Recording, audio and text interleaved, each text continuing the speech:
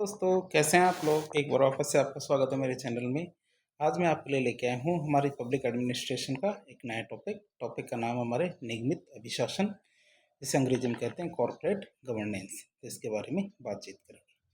शुरुआत करते हैं इसके परिचय से। परिचय की बात करें तो जो हमारे निगमित अभिशासन या जो हमारा कॉर्पोरेट गवर्नेंस है, इसकी बात करें तो ये एक प्रणाली है। क्या ये एक प्रणाली है जिसके माध्यम से क्या कंपनियों को नियंत्रित और संचालित किया जाता है। क्या ये एक प्रणाली है जिसके माध्यम से क्या कंपनी को नियंत्रित और संचालित किया जाता है। इसमें क्या कंपनी का जो निदेशक मंडल है, मतलब बोर्ड ऑफ डायरेक्टर्स है, प्रबंधन, शेयरधारक मतलब जो शेयर होल्डर्स है, अन्य हितधारक जैसे हमारे स्टॉक होल्डर्स है, इनके बीच संबंधों को परिभाषित किया जाता है कि इनके बीच में कैसे संबंध होने चाहिए और उनको किस तरह से रेगुलेट किया जाता है। तो इन सबको परिभाषित किया जाता है। निगमित अनुशासन का मुख्य उद्देश्य क्या? पारदर्शिता, जवाबदेहिता और नैतिकता, इनको सुनिश्चित करना है। क्या? पारदर्शिता, जवाबदेहिता और जो हमारी नैतिकता, इनको सुनिश्चित करना है। जिससे क्या होगा? जिससे कंपनी की दीर्घकालिक स्थिरता बनी रहेगी। या कंपनी की दीर्घकालिक स्थिरता बनी रहेगी और सभी जो हमारे हितधारक हैं, इनका विश्वास भी बना रहेगा। अब बात करते हैं, यदि हम प्रॉपर इसकी परिभाषा देखें तो निगमित अभिशासन की परिभाषा क्या होगी? जो हमारे OECD है, मतलब organisation for economic cooperation and development. क्या? OECD मतलब organisation for economic cooperation and development की बात करें तो ये क्या कहते हैं? ये कहते हैं निगमित अभिशासन या कॉर्पोरेट गवर्नेंस एक ऐसी प्रणाली है जिसके तहत कंपनी को नियंत्रित किया जाता है और हितधारकों के अधिकारों और उत्तरदायित्व को परिभाषित किया जाता है। तो देख सकते हैं OECD के अनुसार कॉर्पोरेट गवर्नेंस एक ऐसी प्रणाली है जिसके तहत कंपनियों को नियंत्रित किया जाता है और हितधारकों के अधिकारों और उत्तरदायित्व को परिभाषित किया जाता है। फिर जो हमारी सेबी है, सेबी की बात करते हैं, securities and exchange board of India की बात करें तो ये क्या कहती हैं? ये कहते हैं हमारे निगमित अभिशासन का अर्थ उन प्रक्रियाओं, प्रथाओं और नियमों का एक समूह है। क्या? निगमित अभिशासन का अर्थ क्या? उन प्रक्रियाओं, प्रथाओं और नियमों का एक समूह है जो क्या करता है? जो ये सुनिश्चित करता है कि कंपनी अपने लक्ष्यों को नैतिक और पारदर्शी तरीके से प्राप्त कर सके। क्या? कंपनी अपने लक्ष्य को तो प्राप्त करेगी, लेकिन लक्ष्य को प्राप्त कैसे करना है? नैतिक और पारदर्शी तरीके से प्राप्त करें। अब बात करें हमारे निगमित अभिशासन की बात, तो निगमित अभिशासन के प्रमुख स्तंभ क्या है, मतलब पिलर्स ऑफ कॉर्पोरेट गवर्नेंस क्या क्या है। तो निगमित अभिशासन को 4 प्रमुख स्तंभों में बांटा जा सकता है। इसके क्या है? 4 प्रमुख स्तंभ हो सकते हैं। पहला स्तंभ आता है इसका ट्रांसपेरेंसी। पहला स्तंभ क्या आता है? ट्रांसपेरेंसी। दूसरा अकाउंटेबिलिटी मतलब जवाबदेही। तीसरा आता हमारा नैतिकता और चौथा आता हमारा न्याय संगत व्यवहार। चौथा क्या आता है? न्याय संगत व्यवहार। यह तुम्हारा फेयरनेस है, उसकी आता है। तो एक एक करके इनको पढ़ते हैं। पहला आता पारदर्शिता। पारदर्शिता या ट्रांसपेरेंसी की बात करें तो कंपनी को अपने वित्तीय विवरण, नीतियों और व्यावसायिक निर्णयों को स्पष्ट और सार्वजनिक रूप से साझा करना चाहिए। ये उनकी ट्रांसपेरेंसी वाली बात आती है कि जो उनका वित्तीय विवरण है और नीतियाँ और व्यावसायिक निर्णय, इन तीनों को क्या स्पष्ट और सार्वजनिक रूप से क्या सभी के साथ साझा करना चाहिए। इससे क्या निवेशकों और शेयरधारकों को कंपनी की स्थिति का सही आकलन करने में मदद मिलती है, क्योंकि जो निवेशक है, जो कंपनी में निवेश करना चाहते हैं, उनको पता चलता है कंपनी किस तरह से परफॉर्म कर रही है। जैसे कि हमारी टाटा समूह और इन्फोसिस जैसी कंपनियां अपनी वित्तीय रिपोर्ट प्रणाली को पारदर्शी बनाए रखने के लिए जानी जाती है। क्यों? क्योंकि पूरी दुनिया में इनको इसीलिए जाना जाता है कि ये इसके लिए काफ़ी बढ़िया कार्य करती है। फिर आता हमारा अकाउंटेबिलिटी या जवाबदेही। अकाउंटेबिलिटी, जवाबदेही की बात करें तो कंपनी के निदेशक मंडल और प्रबंधन को अपने निर्णयों और नीतियों के लिए उत्तरदायी होना चाहिए। जो भी कंपनी निर्णय लेगी, जो भी डिसीजन लेगी, तो वो डिसीजन कैसे है, कैसे नहीं है, तो उसके लिए कंपनी खुद जिम्मेदार रहेगी। क्या? कंपनी को खुद ही जिम्मेदार रहना पड़ेगा। जवाबदेही सुनिश्चित करने के लिए स्वतंत्र लेखा परीक्षा उनकी क्या ऑडिट होनी चाहिए और प्रभावी जोखिम प्रबंधन प्रणाली मतलब रिस्क मैनेजमेंट बहुत ज़्यादा जरूरी है। जैसे कि हमारे सेबी ने सूचीबद्ध कंपनी के लिए कॉर्पोरेट गवर्नेंस नॉर्म्स लागू किए हैं, जिससे निदेशक मंडल की जवाबदेहिता बढ़ती है। इससे क्या होता है? जब हमारा निदेशक मंडल है तो निदेशक मंडल की जवाबदेहिता बढ़ती है। तीसरा स्तंभ आता है हमारा नैतिकता, जिसे हम कहते हैं इथिक्स। नैतिकता की बात करें इथिक्स की, तो निगमित अभिशासन में कंपनी को नैतिक रूप से कार्य करना चाहिए। क्या? निगमित अभिशासन में क्या कंपनी को नैतिक रूप से कार्य करना चाहिए और भ्रष्टाचार, अंदरूनी व्यापार, इनसाइडर ट्रेडिंग, अंदरूनी व्यापार मतलब इनसाइडर ट्रेडिंग और जो अनैतिक व्यापार, इससे बचना चाहिए। उदाहरण के लिए देखें, जो हमारा सत्यम घोटाला हुआ था, सत्यम कंप्यूटर का घोटाला हुआ था, तो सत्यम घोटाले में गलत वित्तीय रिपोर्टिंग और अनैतिक व्यापारिक गतिविधियों के कारण कंपनी को भारी नुकसान उठाना पड़ा था। फिर बात करें हमारे न्याय संगत व्यवहार, जिसको फेयरनेस कहते हैं। फेयरनेस की बात करें तो सभी हितधारकों, जैसे कि हमारे शेयरधारक, कर्मचारी, ग्राहक, आपूर्तिकर्ता, क्या शेयरधारकों, कर्मचारियों, ग्राहकों और आपूर्तिकर्ताओं के साथ निष्पक्ष व्यवहार किया जाना चाहिए और सभी निवेशकों को समान अवसर और जानकारी मिलनी चाहिए। जो भी हमारे निवेशक है उसको एक तो समान अवसर मिलना चाहिए और एक समान जानकारी मिलनी चाहिए। उदाहरण के लिए देखें तो सेबी ने prohibition of insider trading regulations लागू किए हैं, जिससे सभी निवेशकों को समान अवसर मिल सके। जो भी निवेशक है उनको भाई क्या क्या होता है, इनसाइडर ट्रेडिंग में क्या होता है, कंपनी के अंदर जो भी ग्रुप होता है उनको अंदर की बातें पता चल जाती है और कंपनी कल कैसा परफॉर्म करेगी उसके बारे में पहला पता चल जाता है। तो इस चक्कर में वो शेयर्स को खरीद भी लेते हैं, बेच भी लेते हैं, मतलब लाभ कमाने की कोशिश करते हैं। तो कंपनी से भी ने इसको मना किया है। आगे अब बात करते हैं हम कॉर्पोरेट गवर्नेंस की विशेषता। पहली विशेषता आती है, इसका मुख्य लक्ष्य कॉर्पोरेट जगत में मूल्य और नैतिकता का समावेश करना है। यह अवधारणा, कॉर्पोरेट गवर्नेंस की अवधारणा कॉर्पोरेट क्षेत्र में जवाबदेहिता, पारदर्शिता, निष्पक्षता का समर्थन करती है। यद्यपि कॉर्पोरेट गवर्नेंस को निजी क्षेत्र की अवधारणा के रूप में देखा जाता है, परंतु यह निजी और सरकारी दोनों वर्गों पर लागू होती है। इस अवधारणा का मानना है कि किसी भी उद्योग की जिम्मेदारी उत्पादन से खत्म नहीं होती। इसके अलावा इस उपक्रम को अनेक महत्वपूर्ण काम करने होते हैं, जिसमें सबसे महत्वपूर्ण काम क्या होता है, जो हमारे शेयरधारक होते हैं उनके हितों की रक्षा करना। एक कंपनी में जिसने पैसा लगा रखा है वो हमारे शेयरधारक है, तो शेयरधारकों के हितों की रक्षा करना सबसे इम्पोर्टेंट काम होता है। तो कॉर्पोरेट गवर्नेंस में ये देखा जाता है कि कोई उपक्रम समाज या पर्यावरण के प्रति कितना सजग है। तो ये हमारे कॉर्पोरेट गवर्नेंस की विशेषता है। अब बात करेंगे कॉर्पोरेट गवर्नेंस या निगमित अभिशासन के प्रमुख घटक, की एलिमेंट ऑफ हमारे कॉर्पोरेट गवर्नेंस है इसकी। पहला आता हमारे इसमें की घटक में हमारा एक तो आता है निदेशक मंडल, जिसे हम बोर्ड ऑफ डायरेक्टर्स कहते हैं। निदेशक मंडल क्या है, कंपनी की सर्वोच्च निर्णय लेने वाली संस्था होती है। क्या, निदेशक मंडल कंपनी की सर्वोच्च निर्णय लेने वाली संस्था होती है। ये कंपनी की नीतियाँ बनाता है और प्रबंधन की निगरानी करता है। यह क्या करता है, कंपनी की नीतियाँ बनाता है और प्रबंधन की निगरानी करता है। निदेशक मंडल में कार्यकारी मतलब एग्जीक्यूटिव और गैर कार्यकारी मतलब नॉन एग्जीक्यूटिव और स्वतंत्र निदेशक मतलब इंडिपेंडेंट डायरेक्टर सभी लोग शामिल होते हैं।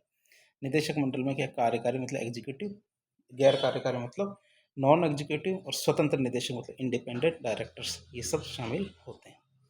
उदाहरण के लिए देखें तो हमारे रतन टाटा और नारायण मूर्ति, या रतन टाटा और जो हमारे नारायण मूर्ति है, रतन टाटा तो अब रही नहीं हमारे बीच, लेकिन उनकी जो बातें हैं वो तो याद रहेगी हमेशा लोगों को।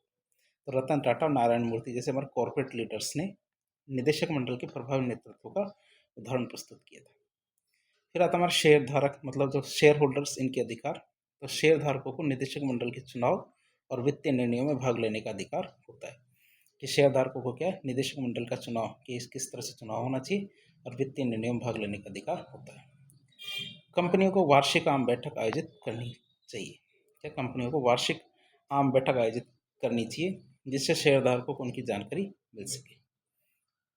बैठक में जैसे शेयरधारक शेयर होल्डर्स आएंगे तो उनको कंपनी के बारे में काफ़ी जानकारी मिलती है। तीसरी बात आती है हमारी जो लेखा परीक्षा मतलब ऑडिटिंग और वित्तीय पारदर्शिता। तो कंपनी की वित्तीय रिपोर्टिंग का स्वतंत्र लेखा परीक्षक जो हमारे ऑडिटर्स होते हैं उनके द्वारा ऑडिट किया जाना चाहिए। इससे हमें क्या पता चलेगा, इससे वित्तीय अनियमितता और धोखाधड़ी से बचाव होता है। क्यों, क्योंकि पता चल जाता है कि कंपनी किस तरह से परफॉर्म कर रही है, तो धोखाधड़ी और अनियमितता का पता चल जाता है। फिर हितधारक प्रबंधन मतलब स्टॉक होल्डर मैनेजमेंट की बात करें तो कंपनी को अपने निवेशकों, कर्मचारियों, ग्राहकों और समाज के प्रति जवाबदेह होना चाहिए। या कंपनी को क्या होना चाहिए, अपने निवेशकों, कर्मचारियों, ग्राहकों और समाज के प्रति कैसा होना चाहिए, जवाबदेह रहना चाहिए। अच्छे निगमित अभिशासन से कंपनी की छवि सुधरती है। भाई अच्छा कॉर्पोरेट गवर्नेंस होगा तो उससे कंपनी की छवि सुधरेगी और इससे क्या होता है, कंपनी में दीर्घकालिक निवेश बढ़ता है, लोग उस पर विश्वास करते हैं और उस पर पैसे लगाने की सोचते हैं। अब बात करेंगे भारत में निगमित अभिशासन के लिए कानून ढांचा मतलब legal framework for corporate governance in India, कि भारत में किस तरह से कार्य करता है हमारा कॉर्पोरेट गवर्नेंस, सरकार क्या कर रही है। भारत में निगमित अभिशासन को विभिन्न कानूनों और नियामक संस्थाओं के माध्यम से कंट्रोल किया जाता है। तो देखिए पहला कंट्रोल आता है हमारे कंपनी अधिनियम 2013 के माध्यम से। भारतीय कंपनियों के अधिनियम जो 2013 है, तो उसकी बात करें तो ये क्या कहते हैं, स्वतंत्र निदेशक की नियुक्ति अनिवार्य है। तो निदेशक होने चाहिए, दूसरी बात स्वतंत्र होने चाहिए, और तीसरी बात इनकी नियुक्ति अनिवार्य रूप से होनी चाहिए। दूसरी चीज़ लेखा परीक्षा मतलब ऑडिट कमिटीज़ का गठन होना चाहिए। लेखा परीक्षा समिति है तो ऑडिट कमिटीज़ इसका गठन होना चाहिए। फिर CSR का प्रावधान किया गया, मतलब कॉर्पोरेट सोशल रेस्पॉन्सिबिलिटी, जो हमारे सामाजिक और निगमित सामाजिक उत्तरदायित्व है, इसका प्रावधान किया गया है। फिर जो हमारे सेबी क्या कहती है, सेबी मतलब securities and exchange board of India, ये क्या कहती है, इनकी बात सुने तो सूचीबद्ध जो कंपनियाँ हैं, सूचीबद्ध कंपनी के लिए लोडर, LODR मतलब listing obligation and disclosure requirements, इनके नियम लागू किए गए हैं। लोडर मतलब LODR मतलब listing obligations and disclosure requirements, ये लागू किए गए हैं हमारे निगमित अभिशासन में। इनसाइडर ट्रेडिंग को रोकने के लिए सख्त नियम बनाए गए। क्या इनसाइडर ट्रेडिंग है तो उसको रोकने के लिए कैसे नियम बनाए गए, सख्त नियम बनाए गए। फिर आता ICAI, मतलब जो हमारा institute of charter accountants of India है, ये क्या कहते हैं, ये कहते हैं कि वित्तीय लेखांकन और लेखा परीक्षा के दिशा निर्देश जारी किए गए कि अकाउंटिंग किस तरह से होगी और ऑडिटिंग किस तरह से होगी, इसके दिशा निर्देश जारी किए गए institute of chartered accountants of India इसके द्वारा। फिर हमारा ICSI है, ICSI मतलब the institute of company secretaries of India, the institute of companies secretaries of India की बात करें तो निदेशक बोर्ड की जो मीटिंग और कंपनी की आम मीटिंग, इनके पैरामीटर्स तय करते हैं कि जब कंपनी की आम मीटिंग होगी तो उस मीटिंग में किन मुद्दों पर चर्चा की जाएगी। साथ ही साथ जो हमारी बोर्ड की मीटिंग होती है, निदेशक बोर्ड की बोर्ड ऑफ डायरेक्टर्स की मीटिंग होती है, तो उसके मानक मतलब पैरामीटर्स तय करते हैं कि इन मीटिंग में किन मुद्दों पर चर्चा होनी कंपलसरी की, इन ये मुद्दे तो चर्चा किए ही जाएंगे। फिर आता है NFCG मतलब national foundation for corporate governance, ये निकाय क्या कॉर्पोरेट क्षेत्र में जागरूकता का कार्य करता है। ये क्या करता है, कॉर्पोरेट क्षेत्र में जागरूकता का कार्य करेगा। अब बात करेंगे कि निगमित अभिशासन के लिए गठित भारतीय और अंतर्राष्ट्रीय समितियां, मतलब कौन कौन सी कमेटीज गठित की गई थी ताकि निगमित अभिशासन या कॉर्पोरेट गवर्नेंस में सुधार हो सके। तो निगमित अभिशासन को मजबूत करने और कंपनी में पारदर्शिता और जवाबदेहिता सुनिश्चित करने के लिए विभिन्न भारतीय और अंतर्राष्ट्रीय समितियां गठित की गई। ये समितियां कंपनी में संचालन और वित्तीय पारदर्शिता, हितों की सुरक्षा और कॉर्पोरेट नैतिकता से जुड़े दिशा निर्देश और सिफारिशें देती है। अब देखते हैं कौन कौन सी समितियां हैं। एक समिति, पहले हम भारत की समितियों की बात करते हैं, भारत के लिए कौन कौन सी समितियां बनी थी। पहली आती है कुमार मंगलम बिरला समिति, तो 1999 में गठित की गई थी। तो सेबी के द्वारा गठित इस समिति ने भारतीय कंपनियों के लिए निगमित अभिशासन के पहले व्यापक दिशा निर्देश जारी किए थे। पहली बार यदि कहीं से दिशा निर्देश आए थे तो ये हमारे कुमार मंगलम बिरला समिति थी, इससे आए थे। और ये किसने गठित की थी, ये हमारे सेबी ने की थी। इनकी सिफारिशों के आधार पर क्लॉज 49 का निर्माण हुआ, जो सूचीबद्ध कंपनियों के लिए कॉर्पोरेट गवर्नेंस मानकों के निर्धारण करता है। कौन सा क्लॉज है, क्लॉज 49 का निर्माण हुआ। ये क्लॉज क्या करता है, जो सूचीबद्ध कंपनियां हैं उनके लिए कॉर्पोरेट गवर्नेंस के मानक निर्धारित करता है। उन्होंने क्या क्या सुझाव दिया। पहला सुझाव था उनका कि स्वतंत्र निदेशकों की अनिवार्यता, जो डायरेक्टर्स होंगे बोर्ड ऑफ डायरेक्टर्स, वो लोग क्या होंगे, स्वतंत्र होने चाहिए, उन पर किसी का दबाव नहीं होना चाहिए। दूसरा, ऑडिट कमेटी का गठन होना चाहिए। और फिर CEO CFO तो प्रमाणन आवश्यक है, मतलब सर्टिफिकेशन चाहिए कि ये हमारा CEO है और ये CFO है, तो इसका सर्टिफिकेशन बहुत ज़्यादा जरूरी है। फिर कमेटी आई हमारे 1991 और 1998 में, ये बैंकों के लिए थी। बैंकों के लिए कौन सी थी, नरसिम्हा समिति, 1991 और 1998। इस समिति का उद्देश्य बैंकिंग और वित्तीय संस्थाओं में कॉर्पोरेट गवर्नेंस को सुधारना था। किसमें, बैंकिंग और वित्तीय संस्थाओं में। तो आप ऐसा नहीं सोच सकते कि बैंकों की बात हमारे एडमिनिस्ट्रेशन में, पब्लिक एडमिनिस्ट्रेशन में कैसे आ गई, लेकिन ऐसा नहीं होता। एडमिनिस्ट्रेशन तो कहीं भी हो सकता, बैंक इससे अछूते नहीं रह सकते कि बैंकों को इसके अंदर शामिल नहीं करेंगे, ऐसा नहीं हो सकता। तो बैंक भी इसके अंदर शामिल रहेंगे। इसने क्या, बैंकिंग क्षेत्र में पारदर्शिता और जवाबदेहिता पर जोर दिया। इसने क्या किया, बैंकिंग क्षेत्र में जवाबदेहिता पारदर्शिता पर जोर दिया। मुख्य सुझावों की बात करें तो बैंकों की बैलेंस शीट को अधिक पारदर्शी बनाना, इसने सुझाव दिया कि बैंकों की जो बैलेंस शीट है उसको अधिक पारदर्शी बनाओ। बैंकिंग क्षेत्र में पूंजी पर्याप्त मानदंडों को अपनाना, कि बैंकिंग क्षेत्र में ये करो, आपकी पूंजी पर्याप्त मानदंड मतलब CSR SLR जो हमारे जो फंड्स होते हैं तो इसकी आप पूर्ति करो कि, और फिर जैसे प्रायोरिटी सेक्टर लैंडिंग जो PSL है, तो ये कुछ पैरामीटर्स तय किए जाते हैं बैंकों के लिए। तो हमारी जो नरसिम्हा समिति 91 और 98 में बनी थी, तो वो यही कहती थी कि जो भी आपके लिए पैरामीटर्स डिसाइड किए गए हैं, आपको उन्हीं पैरामीटर्स के आधार पर कार्य करना है। फिर अगली कमेटी आती है हमारी नरेश चंद्रा कमेटी 2002 के अंदर। कौन सी? नरेश चंद्रा कमेटी। तो इस कमेटी को भारत सरकार के द्वारा गठित किया गया था। किसने किया इसको गठित? भारत सरकार ने। इसका उद्देश्य क्या? लेखा परीक्षा मतलब ऑडिट और कंपनी वित्तीय प्रकटीकरण मानकों में सुधार करना था। इसका उद्देश्य क्या था? लेखा परीक्षा और कंपनी वित्तीय प्रकटीकरण मानकों में सुधार करना था। मुख्य सुझाव की बात करें तो लेखा परीक्षकों और निदेशकों के बीच हितों के टकराव को रोकना था।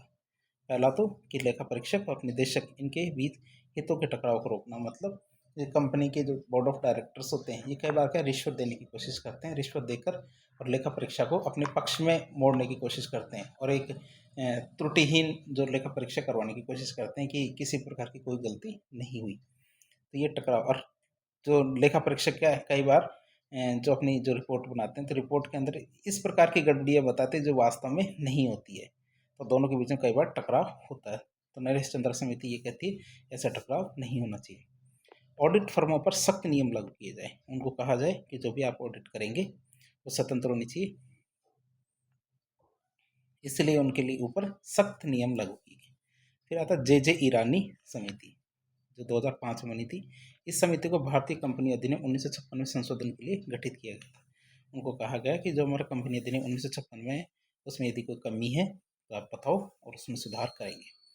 तो फिर इन्होंने सिफारिशें दी और इन्हीं की सिफारिशों को कंपनी अधिनियम 2013 में शामिल किया गया। अब इनकी कुछ खास सिफारिशें क्या थी? जैसे ईरानी समिति की निदेशकों की जिम्मेदारी को स्पष्ट किया जाए कि निदेशक क्या क्या कार्य करेंगे, क्या क्या कार्य नहीं करेंगे, जो उनकी जिम्मेदारियां हैं उनको स्पष्ट किया जाए। अल्पसंख्यक शेयरधारकों की सुरक्षा हो, मतलब ऐसा नहीं कि बड़े बड़े जो शेयरधारक है जिनके पास 5-5%, 10-10% शेयर है, केवल उन्हीं के हितों की रक्षा हो। जिनके पास छोटे छोटे शेयर है, मतलब जिसने 10-10 हज़ार 20-20 हज़ार रुपये कंपनी में लगा रखे हैं शेयर मार्केट के थ्रू, तो उनके हितों की सुरक्षा करना भी बहुत ज़्यादा जरूरी है। CSR को अनिवार्य किया जाए, मतलब कॉर्पोरेट सोशल रेस्पॉन्सिबिलिटी को एक कानून बनाकर अनिवार्य किया जाए। फिर 2018 में आती है हमारी आदित्यपुरी समिति। कौन सी? आदित्यपुरी समिति 2018 में। तो यह समिति बैंकिंग क्षेत्र में कॉर्पोरेट गवर्नेंस को सुधार के लिए बनाई गई थी। क्या ये समिति क्या बैंकिंग क्षेत्र में कॉर्पोरेट गवर्नेंस में सुधार करने के लिए बनाई गई थी? और इसने क्या सुझाव दिए? इन्होंने सुझाव दिए कि बैंकों में स्वतंत्र निदेशकों की संख्या बढ़ाई जाए। बैंकों में स्वतंत्र निदेशक जो की संख्या क्या बढ़ाई जानी चाहिए। सार्वजनिक क्षेत्र के जो बैंक है उनमें अधिक पारदर्शिता लाई जानी चाहिए। क्या सार्वजनिक क्षेत्र के जो बैंक है उनमें अधिक पारदर्शिता लाई जानी चाहिए।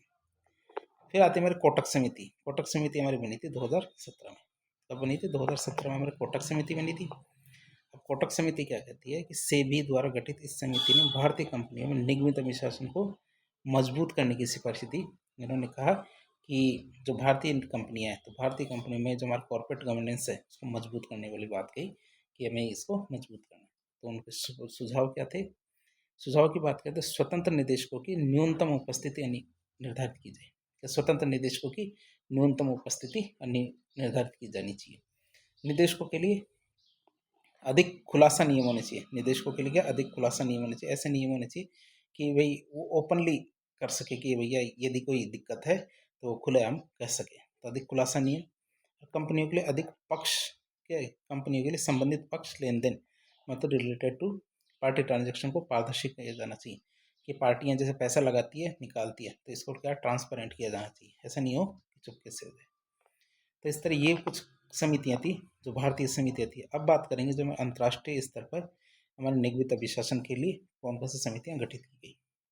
एक समिति थी हमारी कैडबरी समिति जो 1992 में गठित हुई थी, यूके की है। तो यूनाइटेड किंगडम में कॉर्पोरेट धोखाधड़ी और वित्तीय अनियमितताओं को रोकने के लिए हमारी कैडबरी समिति 1992 में गठित की गई थी, यूके की। तो इसने क्या सुझाव दिए? इन्होंने कहा स्वतंत्र निदेशकों का महत्व होना चाहिए। फिर ऑडिट कमेटी की स्थापना और निदेशक मंडल की जवाबदेहिता के बारे में इन्होंने खास कर था। हिंग्स रिपोर्ट जो 2003 के अंदर, कौन सी है? हिंग्स रिपोर्ट जो 2003 के अंदर यूके के अंदर बनी थी।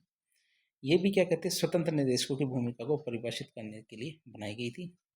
इन्होंने क्या सुझाव दिए? इन्होंने सुझाव दिया कि स्वतंत्र निदेशकों की संख्या बढ़ाई जाए, बोर्ड में विविधता लाई जानी चाहिए। जो हमारे बोर्ड है तो बोर्ड में विविधता लाई जानी चाहिए। सर्बेंस ऑक्सले अधिनियम, सर्बेंस ऑक्सले अधिनियम की बात करें, ये 2002 के अंदर आया था यूएस के अंदर। तो और फिर अमेरिका में एनरॉन और वर्ल्डकॉम घोटाले के बाद यह अधिनियम पारित किया गया था। तो अमेरिका में एक घोटाला हुआ था, जैसे भारत में केतन पारेख घोटाला हुआ था, हर्षद मेहता घोटाला हुआ था, तो इस तरह बहुत सारे घोटाले हुए थे। तो उस अमेरिका में एनरॉन और वर्ल्डकॉम घोटाला हुआ था।